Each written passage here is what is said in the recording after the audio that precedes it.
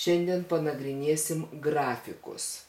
Taip, turim formulę, kad kvadrato plotas S yra lygu A kvadratu.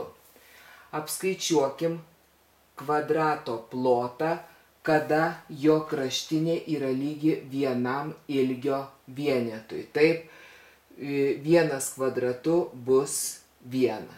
Taip, toliau, kada kvadrato kraštinė 2, tai 2 kvadratu bus 4. 3 kvadratu 9, 16 ir 25 kvadratiniai vienetai. Pabandykim nubrėžti ploto priklausomybę nuo kraštinės ilgio.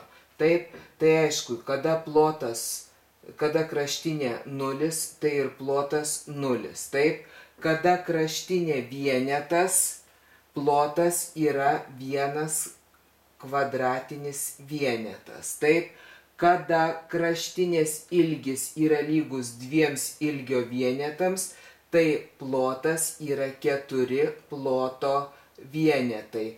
Kai 3, tai 9 ploto vienetai, kai 4, tai 16 mums nebetelpa ir taip toliau. Sujungę gautus taškus gausim kvadrato ploto, čia aišku nesibaigia ties tą vietą, gausim kvadrato ploto priklausomybės nuo kvadrato kraštinės grafiką.